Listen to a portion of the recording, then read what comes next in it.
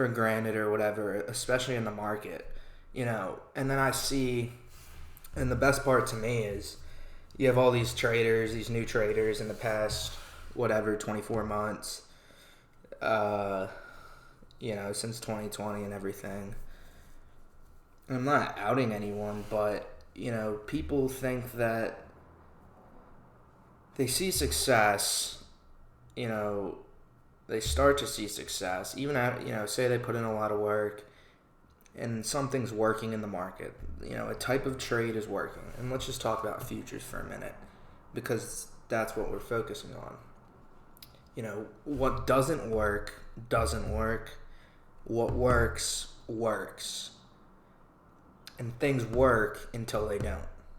And people don't get that, Maybe I was a little bit too, maybe I generalized things a little bit too much when I say, the market hasn't changed, ever. Obviously, the market's changed. Like, if you take that as a literal statement, you're going to get fucked. But what I really mean is that the market's never changed in the sense that we'll go through these cycles. This is nothing. And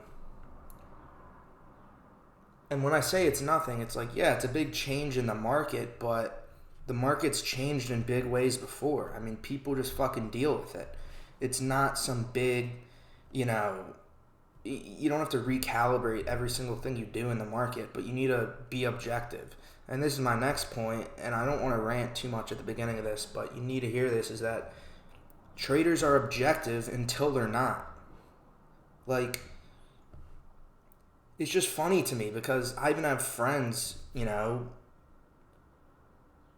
who are almost like throwing their hands up in the air at this point and just saying like, fuck this, this A+ trade for the past fucking 4 years, or, this A+ trade in the past 18 months that was, this was where we push our chips in, it's maybe the trade's still working, or maybe it's not working as much as it used to, or there's not as much, profit potential as they're used to, and they need to put, inherently they're taking more risk in that sense, for the same trade with a lower R and things like this.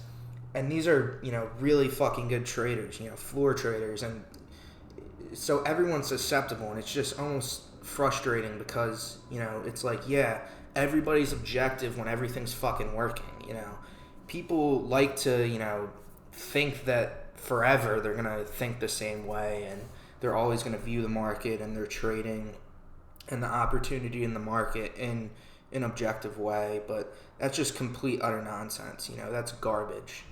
To think that's like saying you're a fucking robot, basically. If you're a cyborg like fucking Hank, born in 1000 BC, sure, maybe you can, just always be objective like that, but that's not the fucking case. Especially when you're a discretionary trader. If you're a discretionary trader, throw that out the window. You're going to be objective until you're not. And when you start, and when I say till you're not, I mean till something stops working. And that's people's, big flaw. And obviously this has happened to me. How do you think I even know this? And that's the thing I'm trying to get at. Like, how would I know this for a fact? This is what happens to traders. Oh, probably because it happened to me fucking before, and it probably will again in the future. But again, that doesn't matter. It only matters if you let it matter. And what I mean by that is you need a change, be aware. These same friends I've been telling, since January, like, this is a seller's market, the long trades aren't going to work like they used to. You need to be more selective, all these different things. Everyone's got an ego. Sure, don't fucking listen to me at first, or I'm not going to, same with me. I'm not going to listen to someone at first, but, once they say it again, you start to see it in the market. You need to look yourself in the fucking mirror and stop beating yourself up, doing the same shit over and over. So anyways, what doesn't work, and things change. You need to. And so getting into the long trading is, And now I'm just talking about futures, which we'll just talk about from now on. But in the middle, say the middle of 2020, really, until the very end of 2021, last year, you could get away, and not just get away, it was actually sort of, the strategy that worked in short-term scalping in the futures, especially the S&P and the NASDAQ, was you could get away with, and you should have just looked, and as soon as a little bit of a bid comes into the market, we go bid, we go rebid, a little bit of size hits in, and then we come at market to buy, you could get away with just getting in there. Every time you see a little bit of a bid come into the market, we have, 5-6 points instantly, we're bidding higher. And this was like basically session after session for almost not 2 years, but because it stopped a little bit here and there, but it was more of the better part of 18 months. That was how you were supposed to be trading in the futures. And when I say supposed to, I mean what right now is working the best, the most frequently, provides the lowest risk and, the highest R. And so right now, my comparison of what's been happening over the past 6 months or 4 months this year is it's almost an inverse of what happened for a year and a half straight, where, so take this for example, over the 2020 and 2021, people were going long and those were the trades to make. Could you short? I mean, not fucking really. Intraday scout here and there, yeah, but you again had to be extremely selective. And you don't have to be as selective anymore, as you're seeing. I mean, every time the market pops, 20 or 30 handles, and you see a little bit of a reoffer come into the market, stuffing a buyer, you get in and, we're instantly down 10 handles. And it's been like that, not just for these past 2 weeks where everyone's been shitting their pants. It's been like that for a better part of, I'd say probably 3 out of these 4 months. 3 out of these 4 months, that's worked perfectly, day after day, week after week. And it's still working. That's the thing, it's still working. What is working now will work until it doesn't. So understand that. Don't try and anticipate when something's going to change, because it hasn't. I'll be the first one to tell people, when the bid has come back into the market, but it just hasn't. And then that's the other reason, you see at the end of the week, people might have gotten fucking bagged into Friday for some reason. In bear markets, you're going to have these extremely violent rallies. But they're short-lived, and people don't know how to trade them. And maybe some of the reason people don't know how to trade, in and out of these rallies on the long side is, one, they're not selective enough. They're trying too hard to just catch a rally when it's clearly not there. But then also, they don't understand... they don't understand really what a seller's market is. And when I say what, I mean like the mechanics, how the ladder actually moves, how the offer reloads, and, just the general price action. So that's why it's basically an inverse. Now you have to be really selective of where you're buying. You can't just, and maybe this is where a lot of people might be getting tripped up scalping the futures is, they're using that same idea that worked so well in 2020 and 2021, where you see a little bit of a bid come into the market, 500 hit into, say 42.02 evens, we down tick to the 0.1 halves, we rebid the 0.2s and a little bit of a buyer. People they're still jumping into those opportunity, or what they think's an opportunity, but you got to look at the bigger picture. You know, what's actually been working? What's been happening?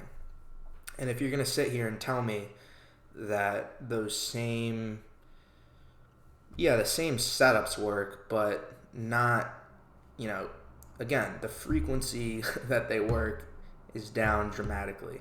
You need to be more selective about your actual market structure and context of where you're taking long trades. And then the R is also just not really there.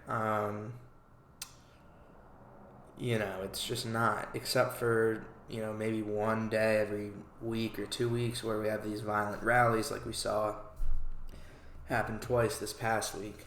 And those are huge opportunities, but again, you got to be objective about it. So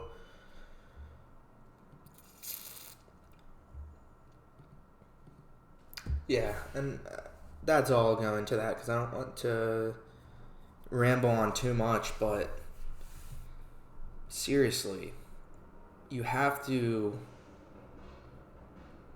you know, please don't think you found a holy grail because, you know, you have some order flow techniques and tools now. Because people that do, they just get crushed. Especially newer traders who have never, you know, experienced a down week until this year. Like, seriously.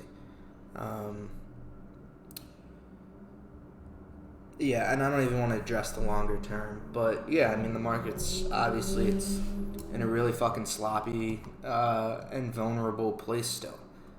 And I'm going to keep trading it like that until, you know, the market shows us that it's different and something else has changed. Until something else changes, you know, you need to be selective about where you're taking your long trades. You need to be selective about, you know, how you're actually riding your long trades. You know, people probably got caught somehow, again, like I was saying, holding the bag on a long trade into the end of the week, even though the fucking market rallied 150 points. You know, if we have a 150 point rally and then 500 points in the NASDAQ in like 48 hours, you better believe I'm getting out. But anyways, I'll save that for another video, honestly. Before I go on too much of a tangent, let's look today at Monday, 425. And, all right, just the basic context. Obviously, the market's been selling 4509s we printed not too long ago. We sold off heavily, you know, kind of started out with the Netflix earnings, dog shit. Earnings in general, I mean, people expected them to be shit, I think, but not this bad. You couple that with an already shaky market with practically no two-way trade for a little bit, and you get stuff like this. What you don't want to do is just prematurely get into a trade.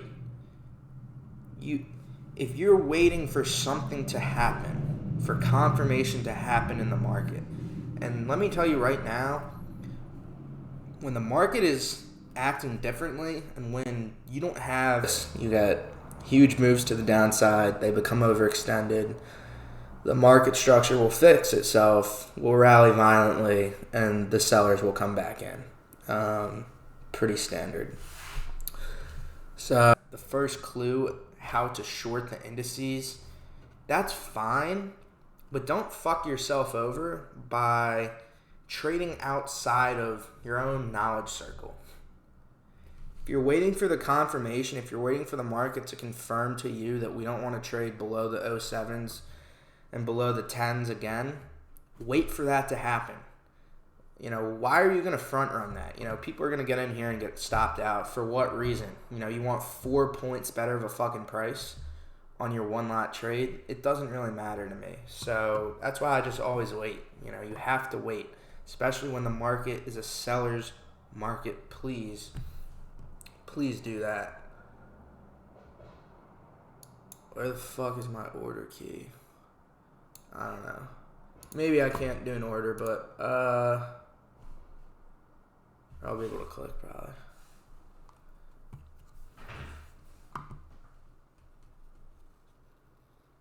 Anyway, so yeah.